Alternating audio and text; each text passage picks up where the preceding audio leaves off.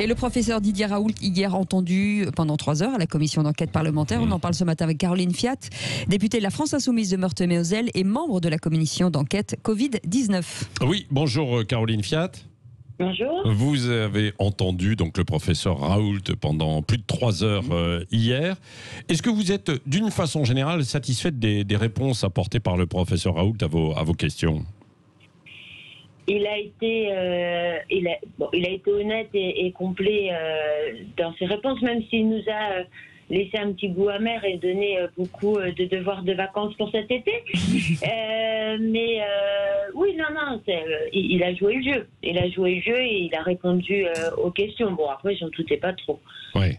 Bon, alors vous connaissez bien la santé parce que vous êtes une ancienne aide-soignante, justement. Arrêtez avec l'ancienne, je suis aide-soignante. Oui, non, mais ce que je veux dire, oui, mais vous ne pouvez pas être aide-soignante tous les jours. Donc vous retournerez peut-être comme aide-soignante, mais aujourd'hui vous êtes députée, Caroline Fiat. Ou alors vous faites du cumul d'emploi. Pendant la crise, j'y suis retournée. Donc, ça, c'est vrai. Mais à un médecin, vous lui dites pas que vous étiez médecin. Si, quand il est, écoutez, quand il est député, etc. Enfin, bon, à un moment donné, il faut savoir, il faut choisir, quoi. Mais Caroline Fiat, j'ai un diplôme d'État aide-soignante. Voilà, donc, je suis aide-soignante et députée. Bon, alors, vous connaissez quand même ce secteur. Oui. Il a beaucoup tapé sur l'organisation et l'administration française, plus que sur les politiques. Alors là, quel est votre regard, justement? Eh ben justement, alors moi je vous dis, c'est ça qui me laisse un petit goût amer parce que bon, il a parlé de conflit d'intérêts. Oui. Ce qui m'aurait beaucoup intéressé, c'était d'avoir les noms tout de suite. On cherchera cet été, on va aller sur tous les sites qu'il nous a dit et puis on va taper tous les noms et puis on va chercher. Oui. Après, est-ce que je suis étonnée d'entendre qu'il y aurait des conflits d'intérêts? Non. Mais bon, voilà, on va chercher, savoir exactement s'il y en a réellement dans toutes les études qu'il nous a citées et puis qui. Mais non, je suis pas étonnée de savoir qu'il y a des grands labos qui veulent jouer un rôle dans ce qui est un peu logique d'ailleurs, hein, Caroline Fiat, que ces labos veulent jouer un rôle, parce que s'il n'y avait pas les labos, on aurait peut-être du mal aussi à avoir des bons médicaments pour soigner, quoi. Oui, alors vous voyez, moi dernièrement, au retour de la crise, je suis arrivée avec une proposition de loi sur le pôle public du médicament. Oui. Parce qu'il faudrait pas non plus que ce soit les labos qui gèrent tout.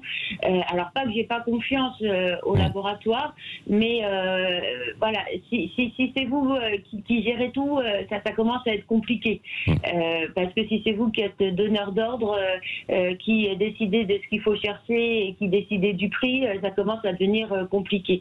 Donc voilà, c'est peut-être plus séduisant pour un laboratoire que ce soit une molécule qui coûte très cher plutôt qu'une molécule qui coûte pas cher et qui guérisse. Oui. Ça paraîtrait logique pour un laboratoire. Oui. Donc, il faut faire du profit à un moment donné. Mais c'est vrai, alors il y a les labos d'un côté, puis il y a quand même l'administration, parce qu'il a dit que l'organisation, d'une façon générale, hein, était totalement archaïque. Vous la connaissez, cette administration autour de la santé? Vous la jugez archaïque aussi? Moi, vous voyez, ma question, elle a été sur justement toutes ces études où moi j'avais été assez choquée. Moi, dans mon service, on a participé à l'étude Discovery. Et on sait très bien que dans une étude clinique, on ne doit pas savoir ce qu'on donne comme molécule à nos patients. C'est le but d'une étude clinique pour qu'elle fonctionne. Et l'étude clinique a échoué parce que les autres pays d'Europe n'ont pas participé. Moi, j'ai été étonnée d'entendre qu'elle a échoué pour ce motif-là, parce qu'en fait, selon la posologie et la voie d'administration, même moi, je devinais ce que nos patients avaient comme molécule, tellement ça a été fait rapidement. Oui. Et donc, ma question au professeur Raoult était de lui dire, mais comment on fait des études, comment on peut se permettre de faire des essais cliniques comme ça maintenant en France? Qui décide de faire les essais cliniques? Est-ce qu'il n'y a pas un protocole à suivre? Et voilà, j'étais contente de ces réponses, parce que oui, effectivement, désormais, on fait un peu... Et voilà, et moi j'ai beaucoup aimé ces réponses sur le conseil scientifique, quoi. Oui.